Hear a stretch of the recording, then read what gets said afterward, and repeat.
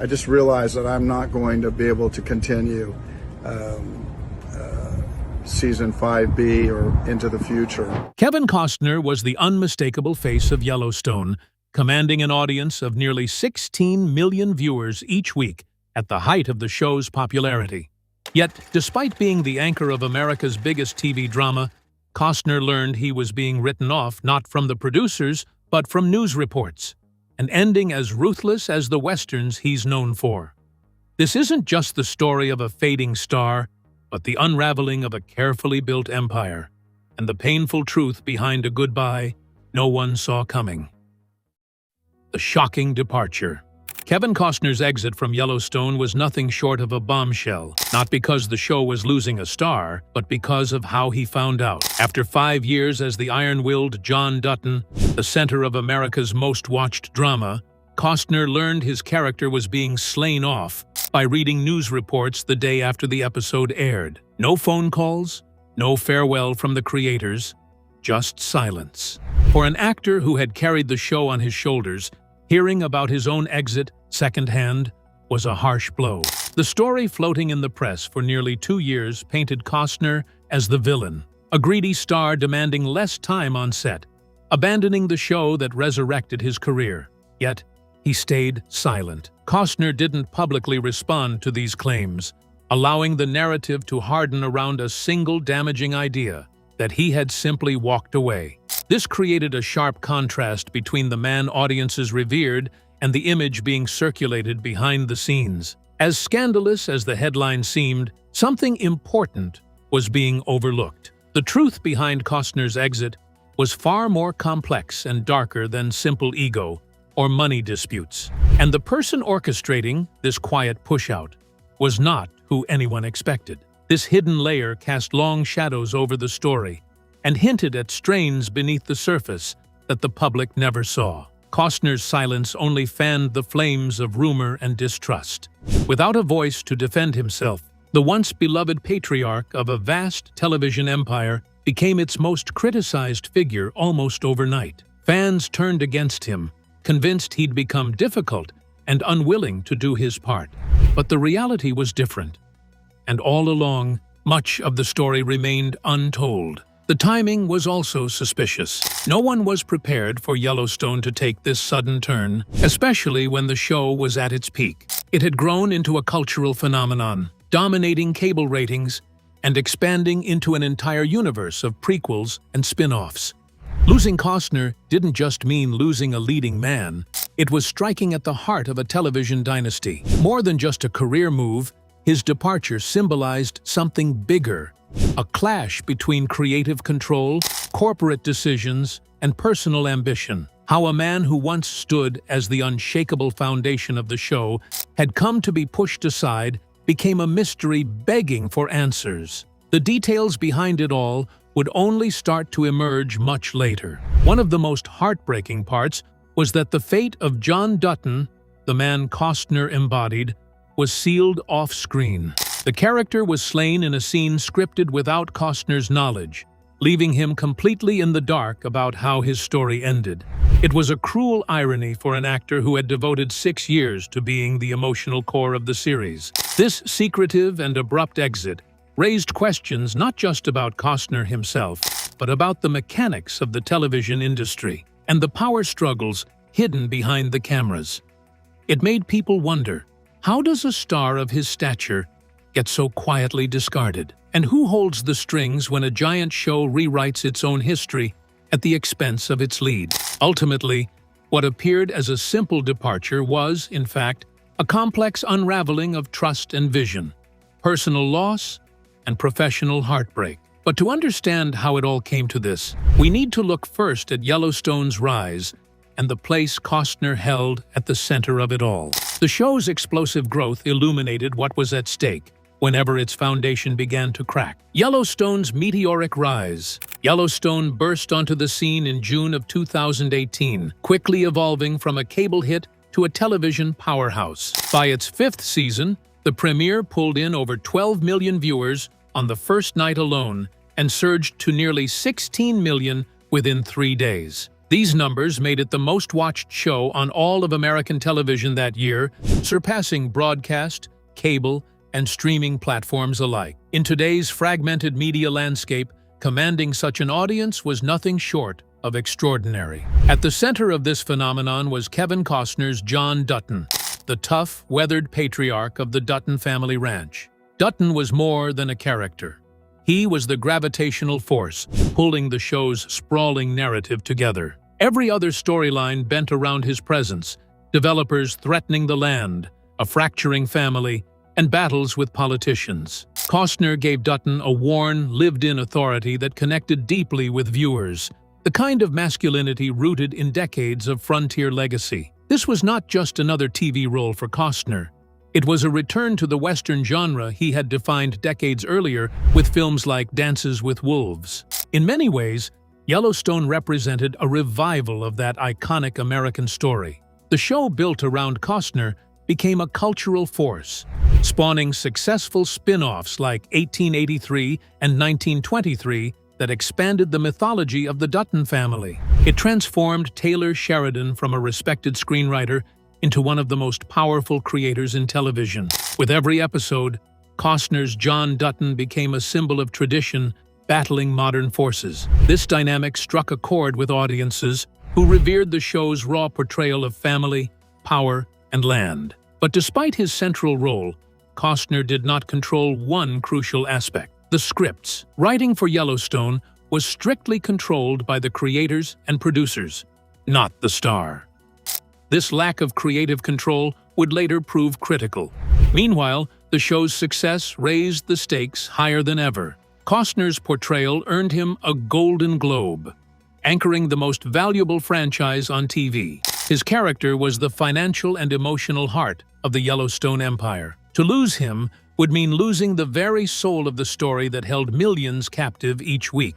Yet behind this massive success, tensions simmered. The writer's room grew strained, and in early 2023, the scripts for the second half of Season 5 suddenly stalled. The delays brought production to a halt, threatening the momentum of the empire Costner had helped build. At the same time, rumors began swirling about conflicts between Costner and the show's producers over his time commitment and scheduling. Though the public narrative painted a star growing too big for the show, the reality was more complicated. Yellowstone was grappling with growing pains, expanding into a franchise at record speed. And Costner's health, career, and creative ambitions all weighed heavily on what should have been a simple renewal process. The looming questions about loyalty and control would soon boil over. His background reveals a story of resilience and relentless pursuit, essential to understanding the stakes of his loss. Kevin Costner's early struggles. Kevin Costner's journey to stardom was anything but a quiet ascent. Born in 1955 in Linwood, California, he was the son of an electrician, growing up moving from town to town as his father chased work. This nomadic childhood left Costner feeling like the new kid over and over again, struggling to find a sense of belonging. It shaped a man who was tough, both physically and emotionally, ready to fight for a place in unfamiliar territory. Before acting became his dream, Costner studied marketing and married his college sweetheart, seemingly headed for an ordinary, stable life. But a chance encounter changed everything. Seated near the legendary actor Richard Burton on a flight, he found the courage to ask whether he should pursue acting or play it safe. Burton's blunt advice, to go all in, ignited a leap of faith. Costner quit his job within a month and moved to Hollywood. The early years in Los Angeles were grueling. To afford acting classes 5 nights a week, he drove trucks, worked on fishing boats, and gave bus tours showing tourists famous homes. At times, he slept in his truck by a phone booth because he had nowhere else to go. Hollywood's nickname for unknown actors like him was harsh. The face on the cutting room floor. Early roles were brief or deleted. For example, in The Big Chill, Costner played a character who died before the movie even began, and the final cut left only a glimpse of his wrists as a corpse. His break came slowly but surely. Thanks largely to the sympathy of the Big Chill's director, he landed a role in the 1985 Western Silverado, catching audiences' attention.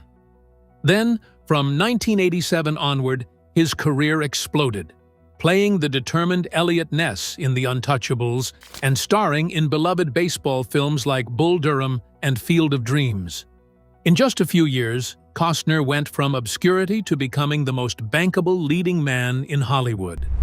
Despite this meteoric rise, Costner's boldest move came in 1990, when, at just 35, he took a huge risk by directing and starring in Dances with Wolves. This 3-hour Western featured large portions spoken in Lakota and faced rejection from every major studio. Production was brutal and costly, and the industry dubbed the film Kevin's Gate, expecting it to end his career. Instead, it was a triumphant comeback, winning 7 Academy Awards, including Best Picture and Best Director for Costner. This victory cemented his authority, grounding him as more than a Hollywood star.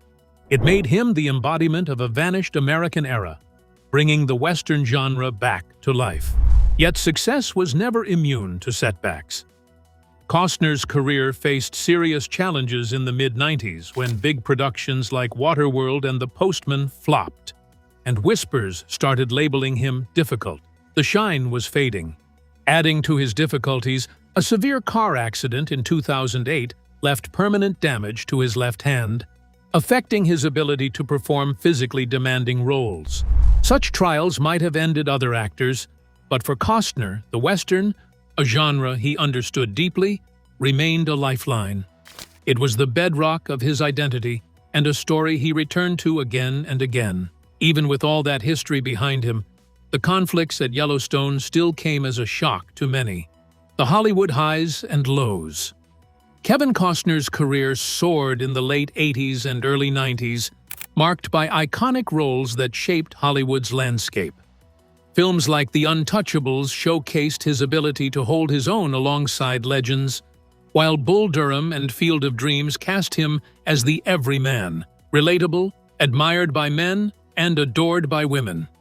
In barely 3 years, Costner went from obscurity to the most bankable leading man in America. Yet even at the top, his choices would begin to challenge the industry's expectations. The biggest risk came in 1990, when Costner decided to direct and star in Dances with Wolves, a 3-hour Western unlike any major studio had backed in decades. It was partly in Lakota, with subtitles, a tough sell by any standard. The production was grueling, over budget, battling weather, and wrangling thousands of buffalo. Hollywood nicknamed it Kevin's Gate, expecting the film to end Costner's career rather than win accolades. But Dances with Wolves defied those expectations. It became the highest-grossing Western in history at the time and took home 7 Academy Awards, including Best Picture and Best Director for Costner. This triumph cemented his status as not just a star but an artist with vision and conviction. The film gave him a unique authority, linking him forever to the spirit of the American frontier. With that success, Costner enjoyed a golden run, starring in hits like JFK, Robin Hood, Prince of Thieves, and The Bodyguard.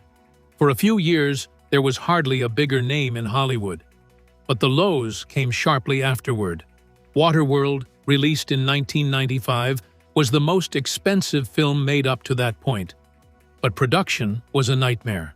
Storms, injuries, and almost losing Costner himself during a near accident. When Waterworld finally came out, it failed to meet expectations and became a punchline for Hollywood disasters. Critics and audiences focused on the cost rather than the content, overshadowing the film's qualities. 2 years later, The Postman, which Costner directed and starred in, opened the same day as Titanic and was buried under massive competition. The shine was fading, and whispers about Costner being difficult began to spread. During this period, Costner's career seemed to drift. The risk-taker who had bet on the Western was now viewed with skepticism. Movie roles came and went, and for a decade, He was navigating a rough patch that tested the resilience he had built all his life. It was no longer clear if he would reclaim his former status. Then in 2008, a serious car accident near Charleston, Mississippi, damaged Costner's left hand permanently. For a man who performed his own stunts, from bareback riding to hanging off a ship's mast in a storm, this injury was a stark reminder of his mortality and limited physical ability. It marked a moment where many would have given up, but for Costner, it deepened his connection to the Western, the genre that had always been his refuge. Even during the lean years, the Western called to Costner. In 2003, when few expected a revival of the Cattle Drive film, he directed and starred in Open Range. It was a slow, classical Western that Hollywood had written off. Yet audiences embraced it warmly, and critics praised it as some of his best work. The movie reaffirmed that the Western was more than a genre to him. It was a story he understood deeply. The Western was not just a role, but a lifeline, priming him for the journey ahead. The return to Westerns and TV. Costner's relationship with television began in earnest in 2012, when he took a role many film stars of his stature might have turned down. Playing the hard-edged patriarch in the miniseries Hatfields and McCoys, he earned an Emmy, signaling a shift in prestige TV and opening doors for his return to the small screen. This role showcased his trademark weathered authority and set the stage for what was to come. 6 years later, in 2018, Costner was offered the role that would define the final act of his career: John Dutton in Yellowstone. The part felt tailor-made. It was Western through and through, a patriarch commanding an empire, battling encroaching developers, politicians, and his own fractured family. It was a character deeply rooted in the kind of story only Costner could tell with authenticity. From the start, Dutton wasn't just another character. He was the show. Everything hinged on Costner's performance, and audiences weren't just watching. They revered him. Yellowstone was a cultural phenomenon, pulling in numbers that defied modern viewing trends with millions tuning in weekly. And Costner's portrayal brought a gravitas echoing back to his days directing and starring in Dances with Wolves. His performance earned him a Golden Globe and anchored what became the most valuable franchise on television. The show expanded into prequels like 1883 and 1923, spawning a larger universe and making creator Taylor Sheridan one of the most powerful figures in the industry. At 68, Costner found renewed respect and creative vitality, reclaiming the throne he had fought so hard to earn. But Yellowstone wasn't just a job, it was a lifeline, a chance to reconnect with the Western and with an audience that admired him as a living legend. It was the career redemption story few anticipated. For Costner, walking away was never simple. The stakes were personal and professional on a scale that few actors experience. Behind the scenes, however, things were more complicated. The creative control Costner lacked during the early years of the show became a source of tension. The scripts, the foundation of any performance, began to delay and falter. The production stalled in early 2023, and industry rumors about conflicts between Costner and producers emerged. His time commitment was suddenly under scrutiny and misrepresented in the press. Despite the pressures, Costner remained committed. He was trying to make it work, even as the show struggled with its own growing pains and the expanding demands of its creators and business partners. For someone who had battled in every part of the industry to this point, these challenges were yet another test of endurance and spirit. The weeks and months ahead would decide not only his future, but also the future of the empire Yellowstone had built. The breakdown behind the scenes. As Yellowstone soared to unprecedented heights, the machinery behind the scenes began to falter in early 2023. The scripts for the second half of Season 5 stopped arriving, leaving production stalled indefinitely. For a show that had built its empire on a tightly woven narrative, this disruption was more than a setback. It threatened the entire foundation. Kevin Costner the show's emotional and financial anchor found himself in a frustrating limbo, unable to perform in scenes that didn't yet exist. Amid this creative freeze, reports emerged painting Costner as the problem. Headlines claimed he was cutting his time on set from 65 shooting days to just a single week for the back half of the season. Overnight, the beloved star was branded a diva too big for the show that had revived him. Fan forums turned hostile, and media outlets ran with the narrative that Costner had lost his grip, abandoning his role at a crucial moment. But this widely accepted story was far from the full truth. What Costner insisted was the real issue was the absence of scripts. There simply were no finished pages for him to shoot. While focusing on scheduling disputes became the public story, the deeper problem was a production that couldn't function. The writing room's failure to deliver left everyone stranded, yet no one publicly defended Costner during the firestorm. The silence within the production camp left him isolated to absorb the blame alone, intensifying the sense of betrayal he felt. Meanwhile, Paramount was preparing to wind down Yellowstone, signaling the end of the series and paving the way for spin-offs. The network officially announced Season 5 would be the last, even before Costner publicly addressed his status. This premature confirmation added to the mounting pressure and humiliation, silently sidelining the show's central figure without his input. It was a cold, corporate decision that reverberated through the cast and fans alike. Contractual complications only made matters worse. Costner had originally signed on for Seasons 5, 6, and 7, but producers attempted to slice the deal into a 5A and 5B without the security he expected. His lawyer, Marty Singer, publicly denounced the stories, accusing Costner of diva behavior as absolute lies, emphasizing the lack of functioning scripts as the root of the breakdown. Yet, behind the scenes, the damage was done, and the narrative worn by the public seemed impossible to reverse. The toll wasn't just professional. Costner went 14 months without working on Yellowstone, stuck waiting for scripts that never came. He described this downtime as a hidden crisis that no one fully understood. Star of the #1 show on television, ground to a halt by creative gridlock. Attempting to make things work, he even took on the passion project Horizon during this hiatus, but the pressures weighed heavily on him. This limbo fractured relationships and raised questions about who really controlled the show. The ultimate power struggle unfolded away from the cameras, caught between corporate interests, creative teams, and a star pushing to keep the story alive. Costner's long-standing loyalty collided with a business that was no longer willing to accommodate him. The clash between his career and personal life made the coming days even more devastating. The personal rift. While Yellowstone's production woes simmered, Kevin Costner's private life was collapsing in a very public way. In May of 2023, the same week the news about his Yellowstone future broke, his wife of 18 years, Christine Baumgartner, filed for divorce. This timing wasn't just coincidence.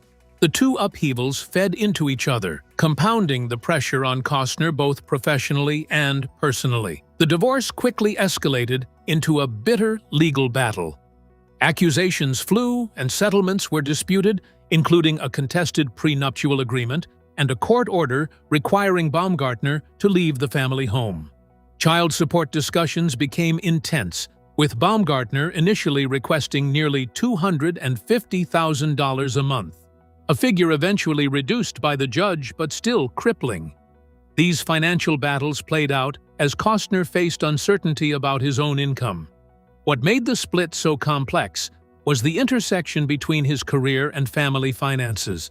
While walking away from Yellowstone, Costner also reportedly turned down a guaranteed $24 million payday. His wife's camp framed this as a reckless choice to pursue a passion project, Horizon, over his family's security. In court, Costner was forced to give testimony that intertwined his career troubles with his marital woes. On the witness stand in September of 2023, Costner detailed the breakdown at Yellowstone, the lack of scripts, the fractured contract, and the shrinking schedule that gutted his work. He acknowledged the possibility of legal action against the show to settle their differences, revealing a decision not just about creative frustration, but financial survival. This public airing of private struggles created a rare and raw glimpse into the toll fame and fortune can take. Here was a man fighting for his kids' future, while attempting to explain the death of his career in the same courtroom. The pressures of supporting a family amid uncertain earnings and walking away from millions made the situation almost surreal to outsiders. Judges and audiences alike saw a man choosing between two impossible paths: pay a six-figure child support every month while giving up a major guaranteed income, or hold on to his passion and risk financial ruin. To many, it seemed irrational. To Costner, it was a matter of principle. Money was never the core issue. Underlying this storm was the project everyone believed had pulled him away from Yellowstone: Horizon. For decades, Costner had dreamed of making a sprawling four-part Western epic. Hollywood refused to fund it, just as they had before. So he poured tens of millions of his own money into realizing that dream, the same reckless gamble that had won him Oscars 30 years earlier. Yet Horizon was built on a fragile timeline that depended on Yellowstone's breaks. As the show's schedule kept shifting and stalling, the window to shoot the film closed. Holding on to both realities, the television empire and the passion project, became impossible. Costner chose the film, walking away from a secure empire for a precarious dream.